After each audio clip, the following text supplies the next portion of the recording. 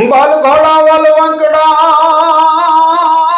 हल बादवाई हथियार पण जाजी जाजी फौजू में झीकवा